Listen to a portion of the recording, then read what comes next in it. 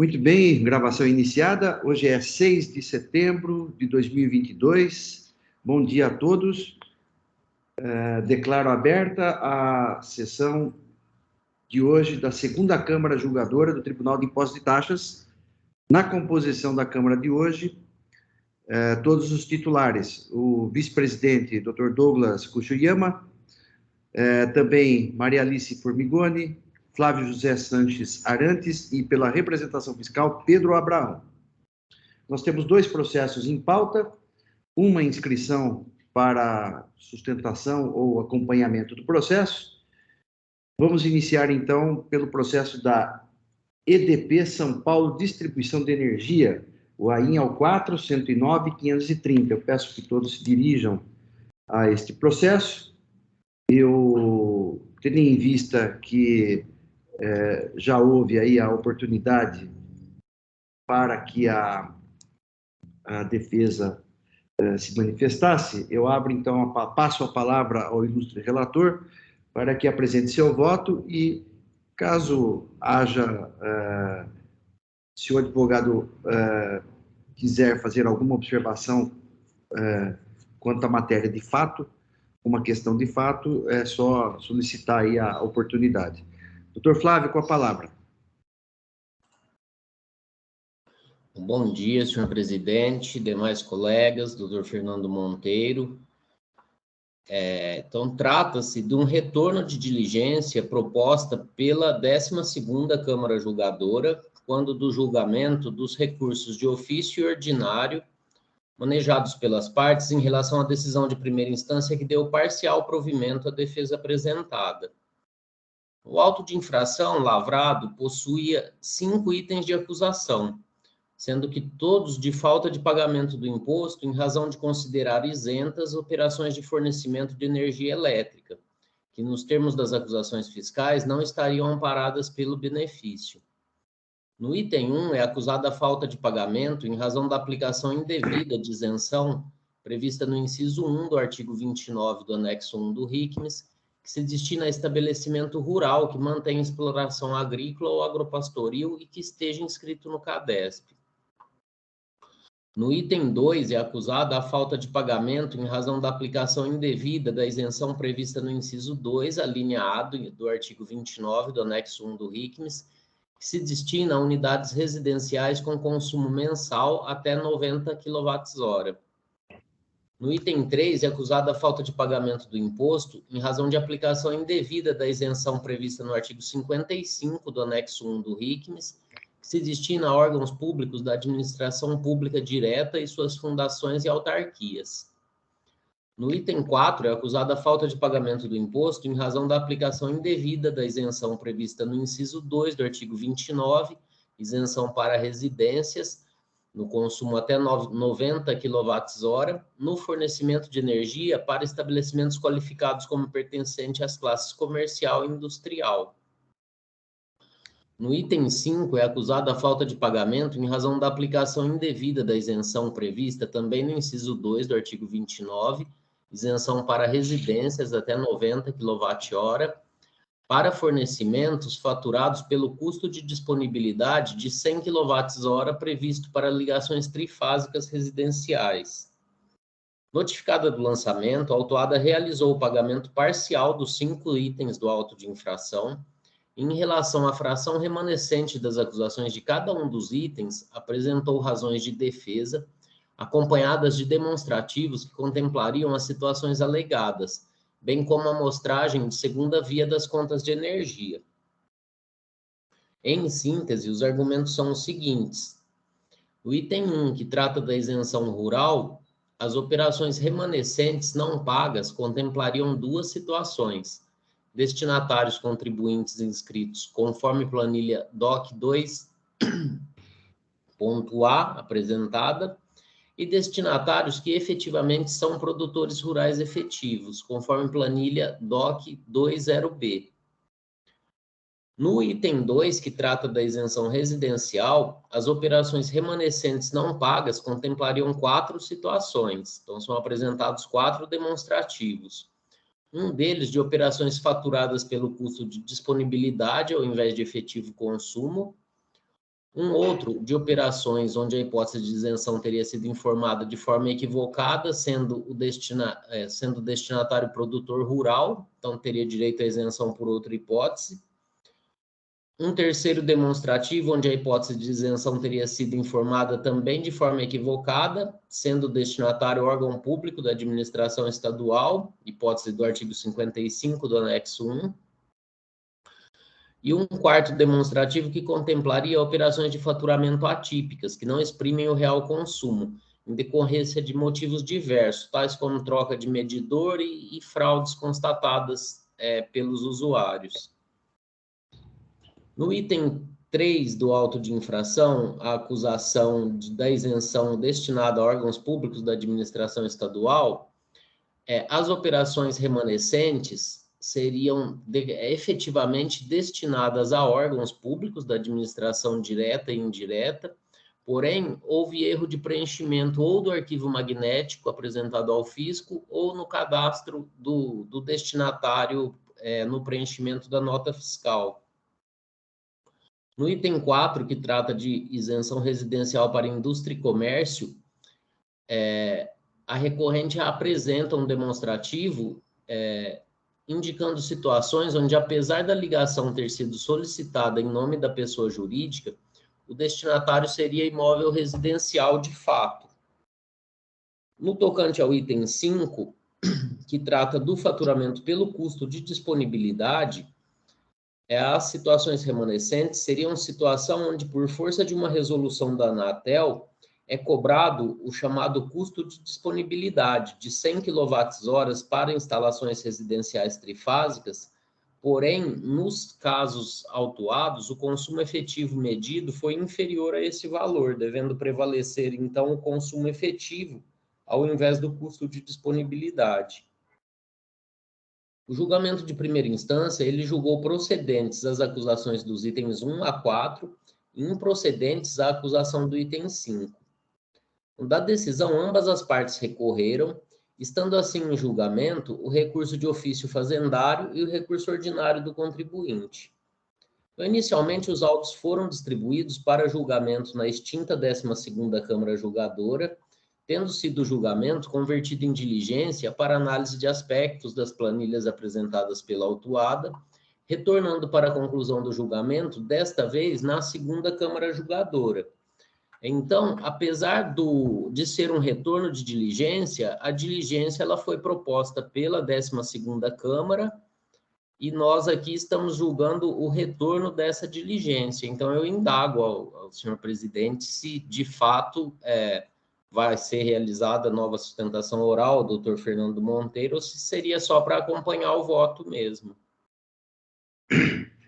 Se possível, presidente, só queria estabelecer algumas premissas do caso, principalmente com relação à diligência, até porque são novos julgadores, né? Enfim. Não, doutor Fernando, acho pertinente aí a sua intervenção. Por favor, posso fazer os seus esclarecimentos, por favor. Obrigado, doutor Flávio. Obrigado, obrigado pela oportunidade. Como bem relatado pelo Flávio, a discussão aqui ela envolve a aplicação da isenção no fornecimento de energia elétrica, conforme previsto no anexo 1º do regulamento do ICMS, basicamente no artigo 29. Os pontos relevantes aqui da diligência são dois pontos, basicamente, que é a questão da isenção aplicada aos produtores rurais, e a isenção, e no caso, a isenção aplicada aos consumidores residenciais com consumo abaixo de 90 kWh, né? Consumo tem um patamar previsto na legislação. Com relação aos estabelecimentos rurais, até por conta do número de operações, aqui são 40 mil operações, de fato tem ali na planilha que foi demonstrada, né, com a relação. Porque a isenção, basicamente, ela adota como requisito a existência de cadastro do CADESP, né, do consumidor, e que esse cadastro ele aponte a atividade agropastoril. E, no caso, foram juntadas as planilhas 2A e 2B com essa relação. Então, tem lá o consumidor, a referência do CADESP e a identificação da atividade agropastoril. Na primeira planilha que foi apresentada, de fato, houve ali um embaralhamento, né? Porque são muitas operações e esse foi puxado diretamente do sistema de faturamento.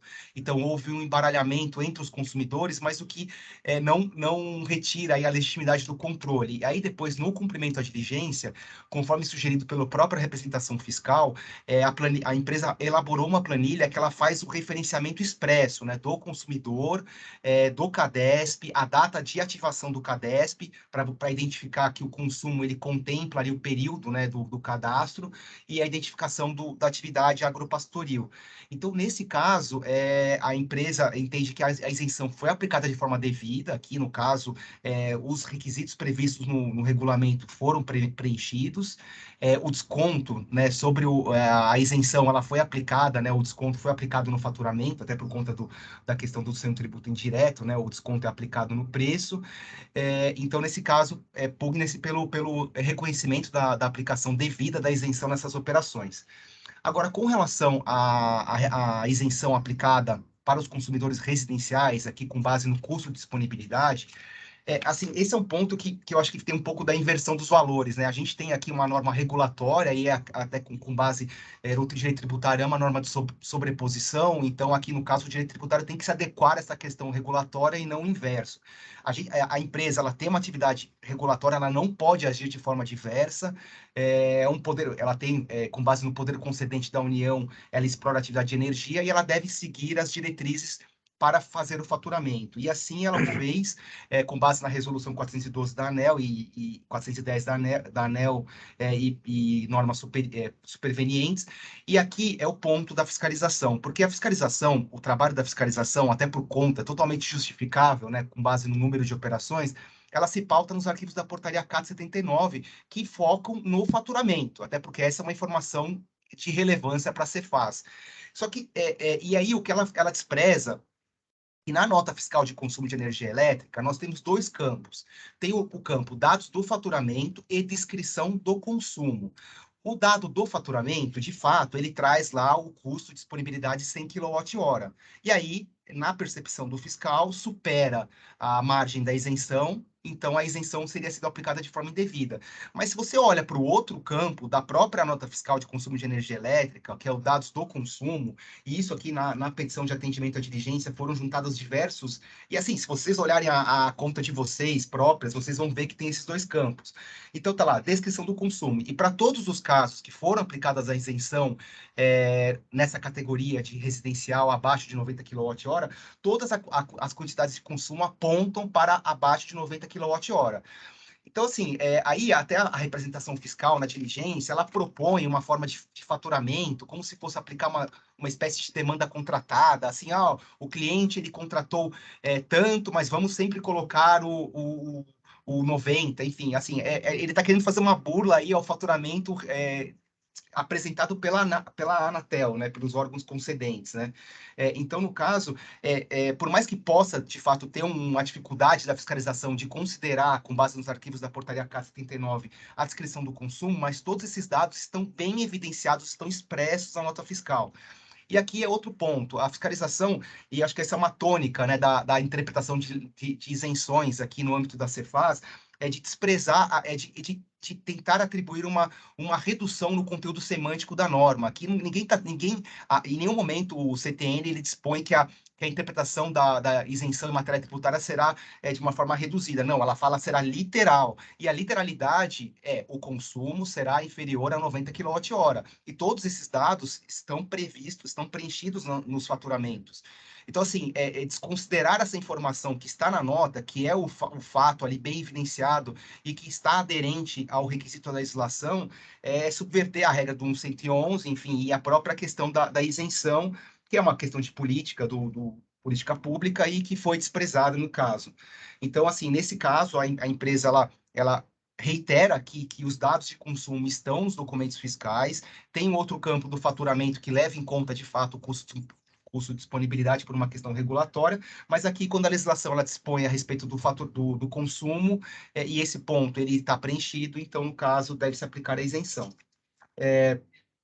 E até no primeira oportunidade de julgamento, o relator ele pediu um esclarecimento sobre a questão de ser possível, né, uma ligação trifásica para consumos residenciais. Esse ponto também foi esclarecido aqui no atendimento à diligência, que por conta da carga instalada, aí é uma demanda do próprio consumidor, né? Às vezes ele tem lá algum equipamento que tem um nível de potência um pouco maior, ele pede a ligação trifásica, isso está previsto também nas normas da Anatel, enfim, no âmbito da Anatel, mas isso independentemente da questão do consumo. Então, é totalmente possível que haja uma ligação trifásica, mas o consumo seja abaixo dos limites de 90 kWh. Então, assim, sob essa perspectiva de que os consumidores rurais, eles estavam inscritos no CADESP, isso está bem evidenciado em toda a documentação, no cumprimento à diligência, que eles estavam inscritos no CADESP e exercem atividade agropastoril. E no caso dos consumidores residenciais que atendem ao consumo abaixo de 90 kWh, pede-se pelo provimento do recurso em relação, pelo menos, a esses 2 pontos, que são os mais relevantes aqui da discussão. Obrigado. Agradeço aí os esclarecimentos do Dr. Fernando Monteiro. Realmente é um caso que tem muitas particularidades, né? São vários tipos de situações que cada situação envolve uma acusação fiscal. Então, eu passo então a palavra ao Dr. Flávio, relator do processo, para que apresente a sua proposta de voto. Dr. Flávio, com a palavra. Eu parabenizo aí o Dr. Fernando Monteiro pela sustentação oral e passo ao voto.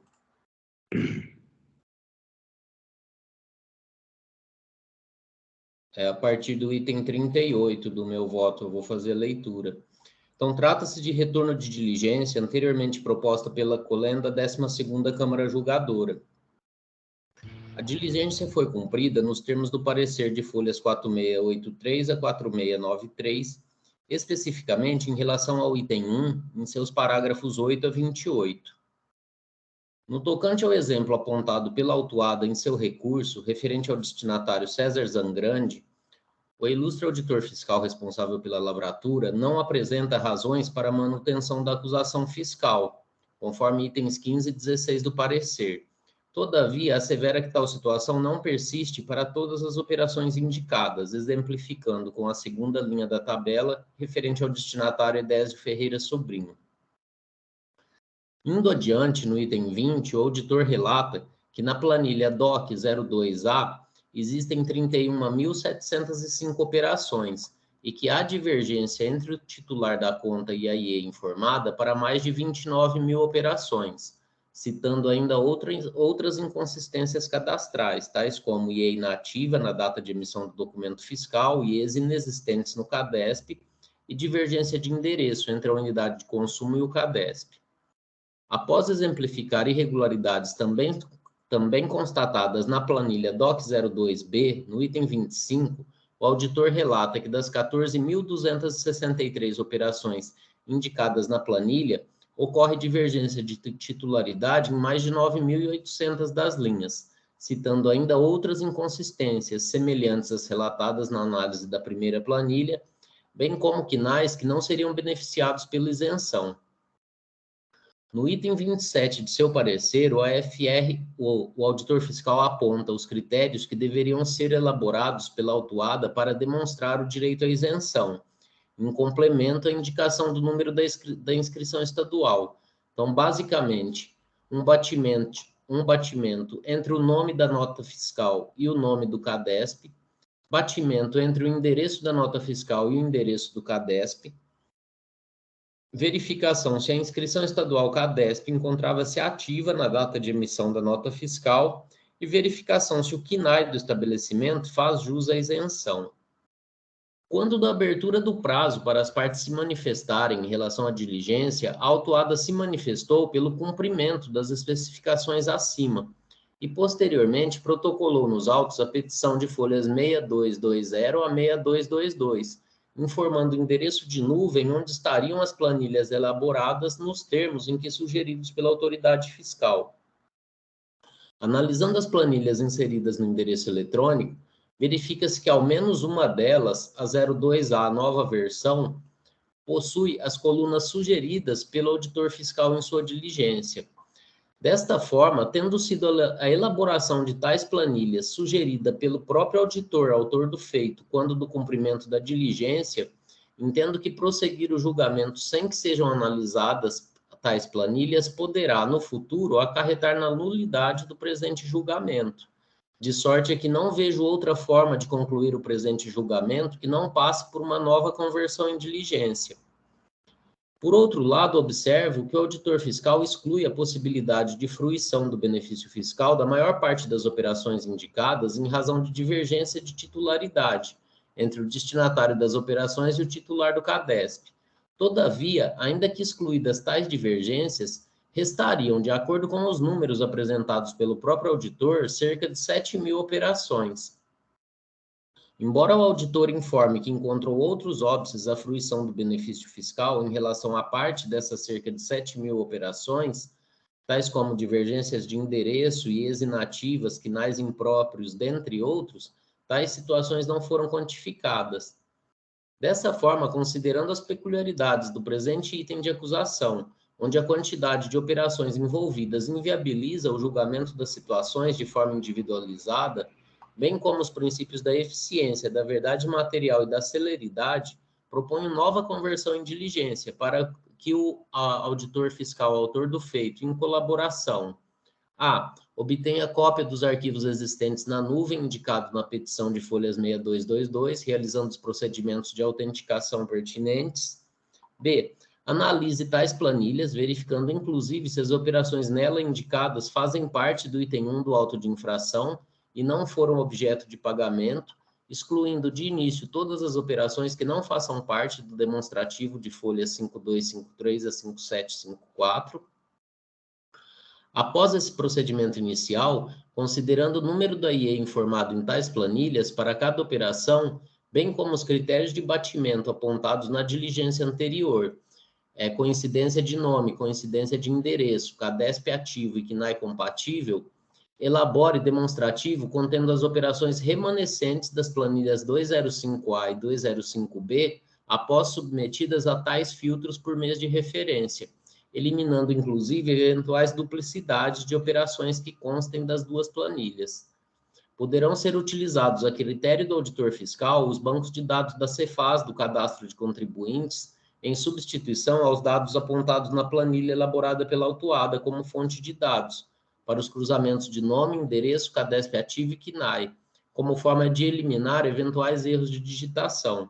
Após o cumprimento da diligência, vista as partes para se manifestarem, inclusive no tocante aos documentos apresentados às folhas 6202 a 6218, referentes às instalações trifásicas, retornando na sequência para a conclusão do julgamento. Então, eu não vejo outra possibilidade aí para a conclusão do julgamento, se não for a conversão em diligência, em razão desse fato aí, que foi o próprio auditor que sugeriu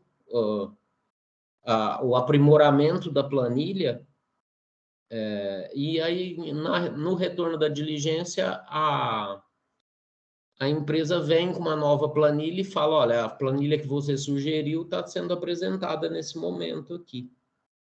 Então, é difícil eu converter julgamento em diligência, mas nesse caso aqui eu acho que vai acarretar nulidade se a gente prosseguir da forma como está.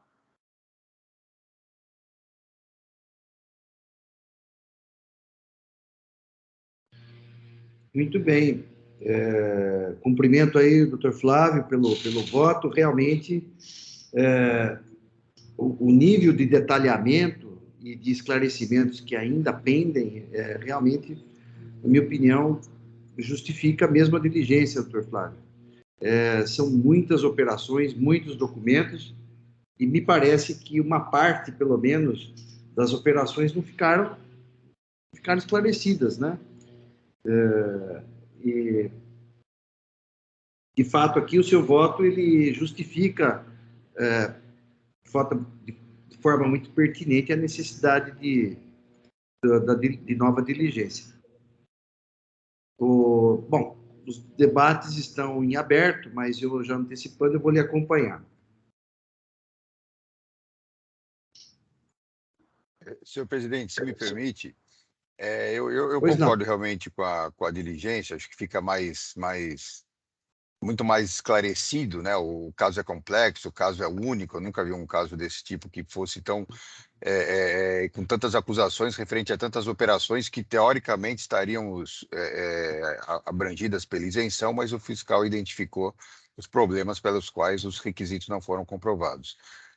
Agora, eu só gostaria de sugerir, no final do voto do Dr. Flávio, o item 50, ele coloca assim: após o cumprimento da diligência, vista as partes. Eu gostaria de sugerir que fosse um pouco mais específica essa vista às partes, ou seja, para quem vai primeiro e para quem vai depois.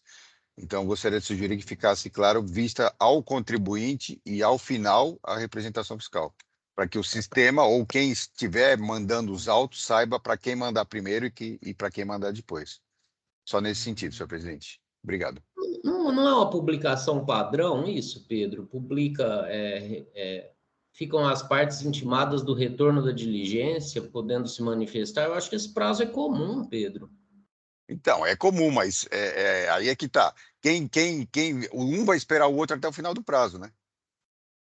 Deixa eu ver o que o outro falou. Deixa eu ver o que o outro falou. Entendeu? Não sei. Eu costumo pedir sempre para que a representação fiscal fale por último, para que ela tenha todos os dados do processo para ir se manifestar. Mas o doutor que sabe. E o sistema permite, se fizer essa distinção no voto, não é o próprio robô que gera esse Então, retorno dos aí é que tá. autos? Me parece que sim, me parece que é o robô. Agora, se não for, aí eles vão olhar no voto, né? Deixa eu ver o que a Câmara determinou. E aí, se a Câmara determinar, olha, vista ao contribuinte e, por fim, a representação fiscal, aí eles fazem dessa forma. Entendeu? Eu tive uma situação num voto meu, inclusive que eu fui relator, acho que foi há coisa de uns 30 dias atrás. Eu fiz essa Isso. especificação, mas primeiro a Invertido. representação, porque era difícil e tal. Aí Isso. a gente chegou aqui num consenso que era, como era a praxe aqui do tribunal, a representação se manifestar em seguida, eu inverti a, a sequência de manifestações. Primeiro o contribuinte, depois a representação. Mas nesse caso meu aqui, eu fiz ao contrário, né? Primeiro a representação, depois o contribuinte, mas aí a gente acabou invertendo, houve um consenso aqui da Câmara. Nesse caso, o doutor Flávio está manifestação das partes, né, por causa do contraditório, mas aí, se o sistema já... Aí eu sinceramente, eu não sei se o sistema já encaminha automático, mas... Eu peço para dar uma olhadinha nas folhas 61, 64, que foi a intimação do retorno da diligência da 12ª Câmara, aí nos próprios autos.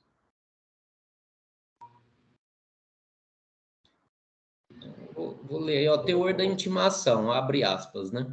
Ficam as partes intimadas do retorno dos autos de diligência, podendo manifestar-se no prazo de 30 dias. Então, assim, eu tenho receio de depois esse retorno de diligência, essa intimação ser feita de forma automática, né, pelo sistema, e vai gerar uma nulidade aí pode gerar uma nulidade aí. Eu dou um despacho mandando intimar um e depois o outro, e depois o robô intima os dois juntos. Eu acho que pode causar mais problema do que solução. Essa mensagem é padrão mesmo.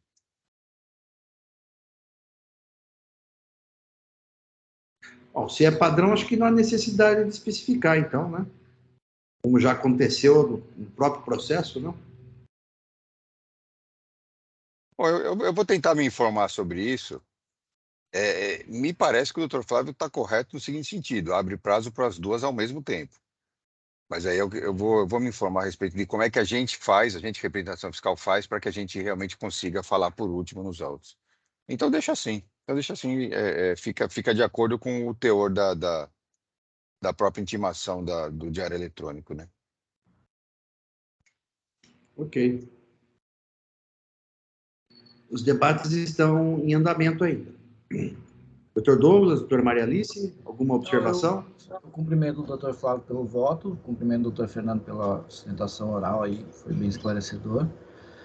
E eu estou de acordo aí, o processo é complexo, surgiu aí a necessidade de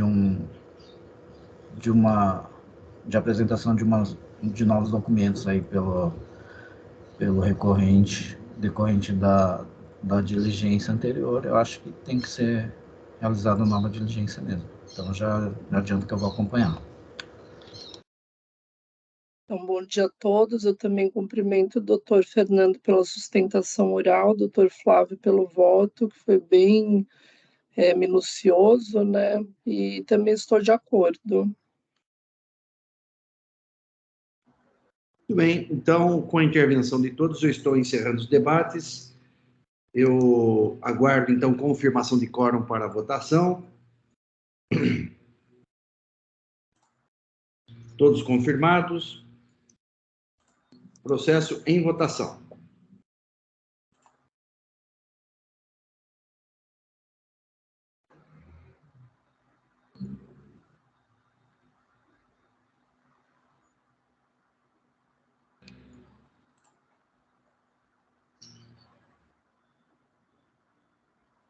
Votação encerrada. Proclamo o resultado do julgamento.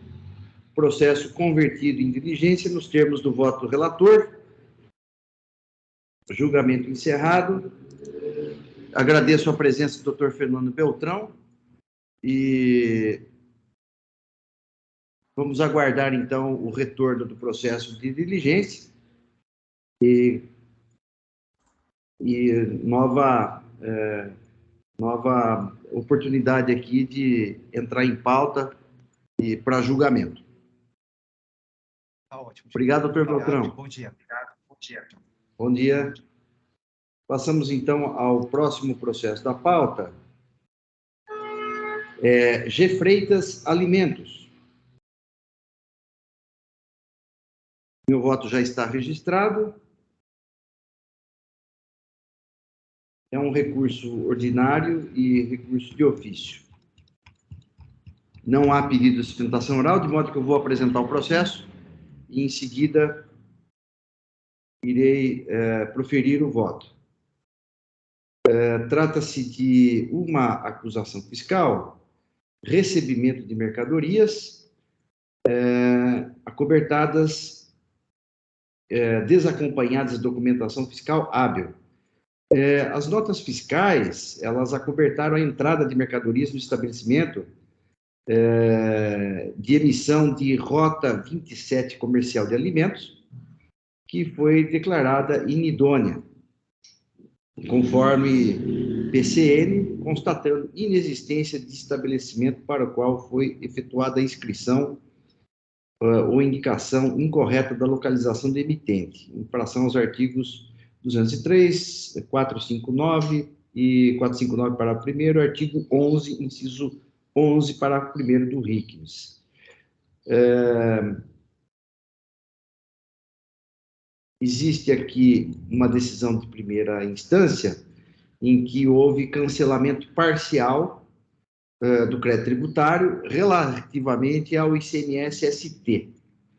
Em relação ao ICMS próprio, foi mantido. Diante disso, houve interposição de recursos de ofício e recursos ordinários. Então, eu vou analisar primeiro o recurso de ofício.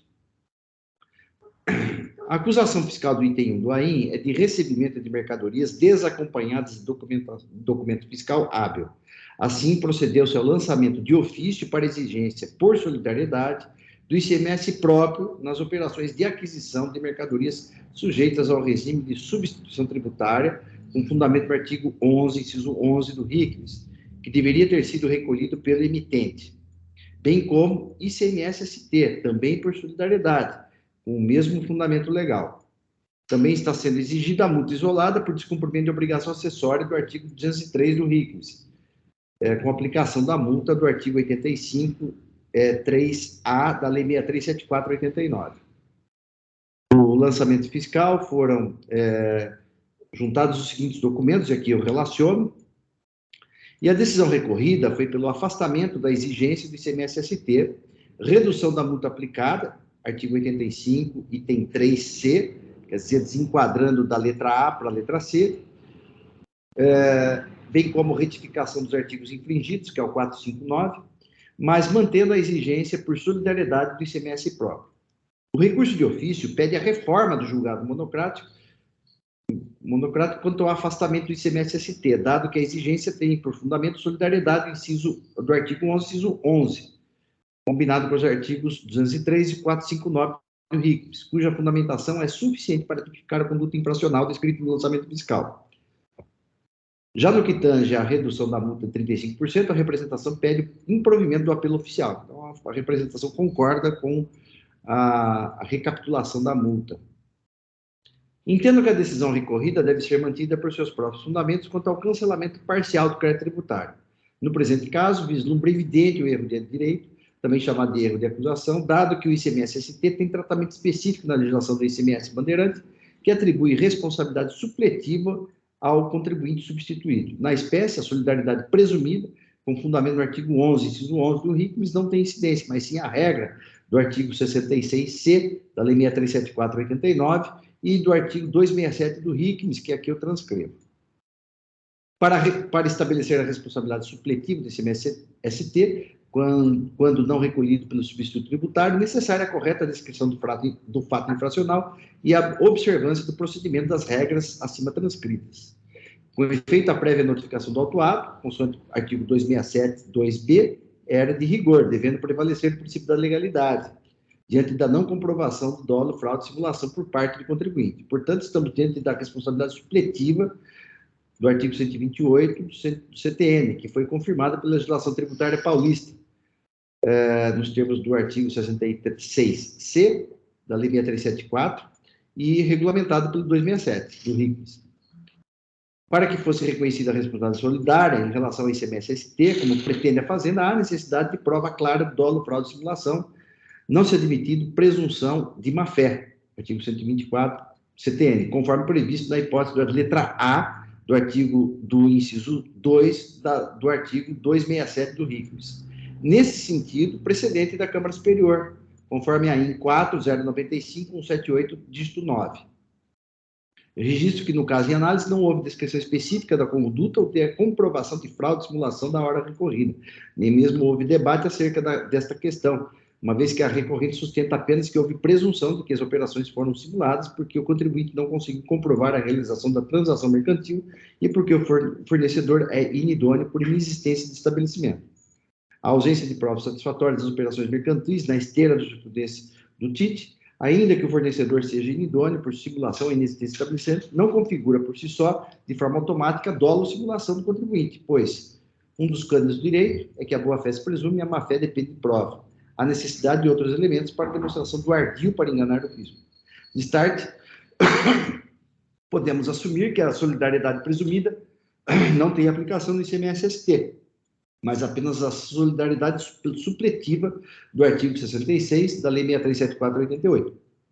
Cabível a responsabilidade solidária se imputada a fraude, dolo ou simulação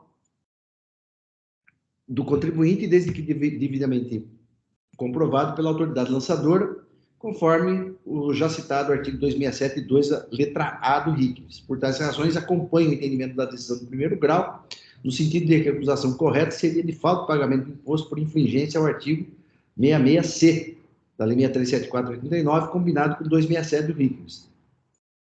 E aqui eu faço algumas considerações a respeito da operação de subsunção, né? E concluo, então, que houve aqui erro de direito concernente ao ICMS-ST, de modo que eu estou mantendo a decisão recorrida. No que se refere à redução da multa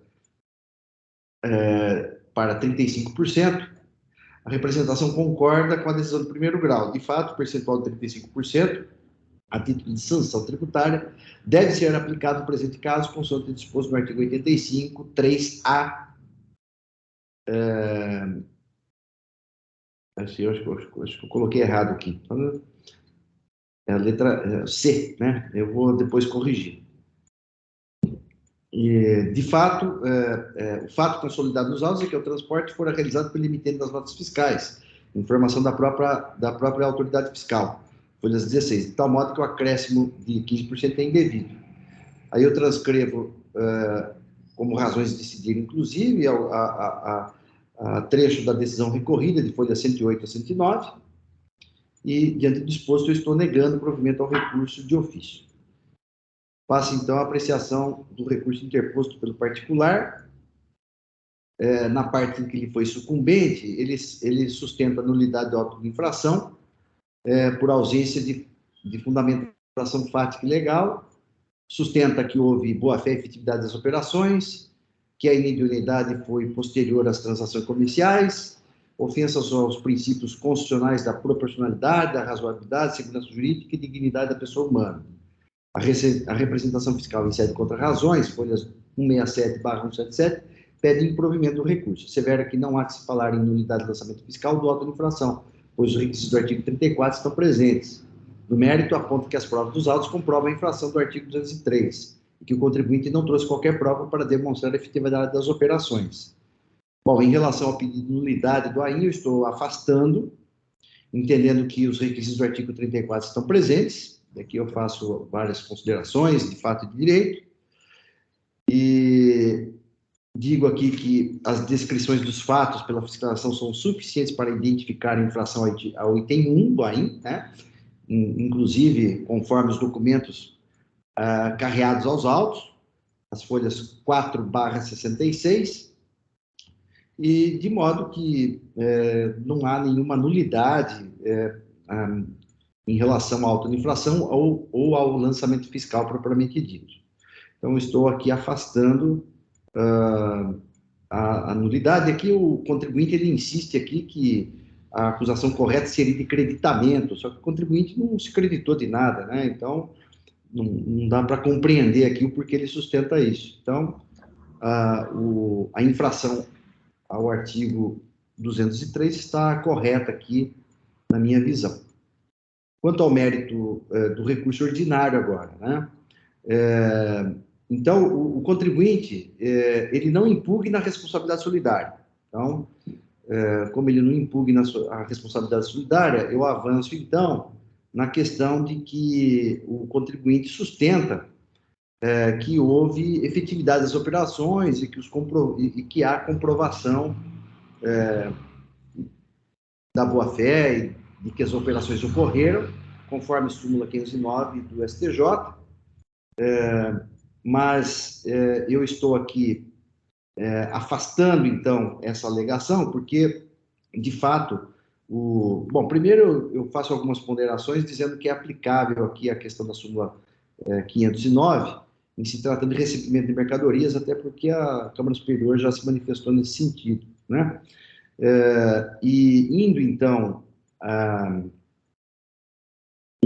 na questão das provas, da efetividade das operações, o contribuinte não trouxe qualquer prova, nem pagamento, nem transporte, nada. Só sustenta aqui que as operações foram anteriores à decretação da nulidade da inidoneidade do emissor das notas fiscais. Então, sintetizando aqui meu voto, né, diante da ausência de provas da efetividade das operações, eu estou, então, afastando aqui as alegações do contribuinte, até porque o relatório circunstanciado, o PCN e as provas apresentadas pela fiscalização são irrefutáveis aqui no sentido do que o fornecedor é inidôneo, né? Diante disso, senhores juízes, eu estou conhecendo e negando o recurso de ofício, e com relação ao recurso ordinário, eu também estou conhecendo em parte e negando. Aqui eu estou conhecendo em parte, na verdade, preciso retificar, eu estou conhecendo o recurso ordinário e negando o provimento. Esse é o meu voto. Eu só peço aqui um minutinho só para eu fazer Opa, travou a minha tela aqui, agora saiu. Os debates estão em aberto.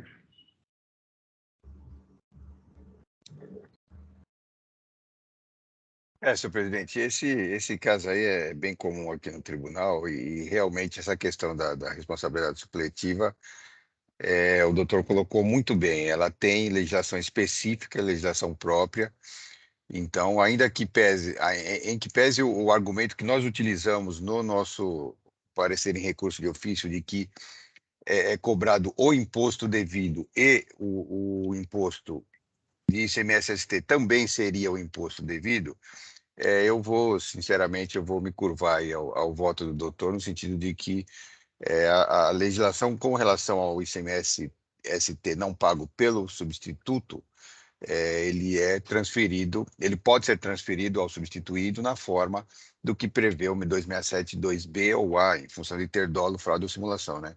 Mas é legislação específica que tem que ser observada. Então, eu vou concordar com o voto do relator. Obrigado, senhor presidente. Obrigado, Pedro.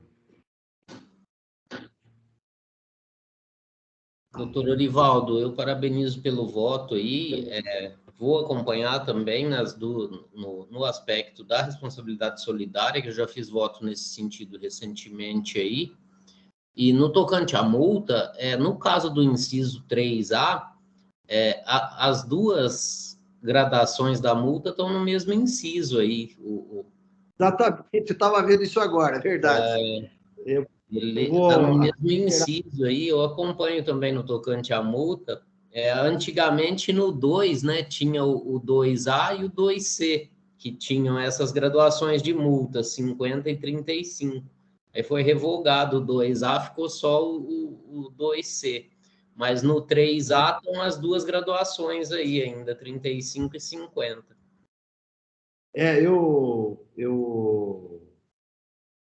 Aliás, eu ia fazer exatamente essa observação que você está fazendo, porque eu estou alterando aqui, aí que eu vi minha confusão aqui. Então, eu já corrigi, doutor Flávio. Obrigado aí pela observação. Nada. Eu também parabenizo pelo voto e adianto que eu vou acompanhar também. Eu, idem, parabenizo o doutor Orivaldo pelo voto, também estou plenamente de acordo. Obrigado pelas intervenções. Só vou terminando aqui já de corrigir.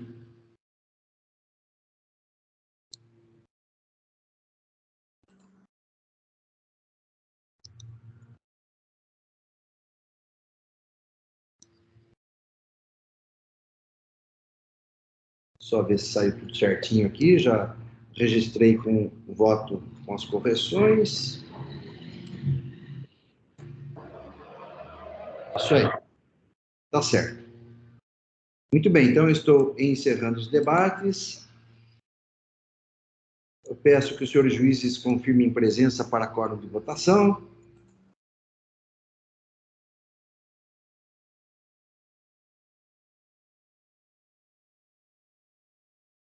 Processo em votação.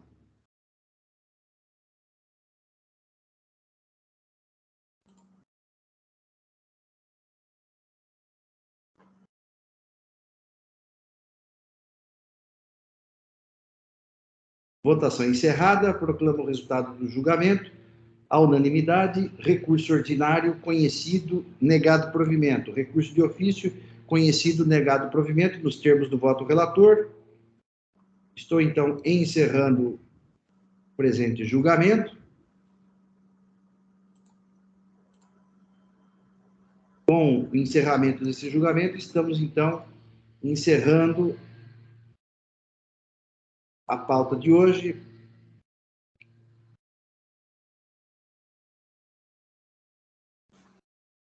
Declaro, então, encerrada a sessão de hoje da segunda Câmara Julgadora do Tribunal de Impostos e Taxas. Agradeço a presença de todos e espero que tenham uma boa semana. Eu peço que o Oswaldo encerre a transcrição.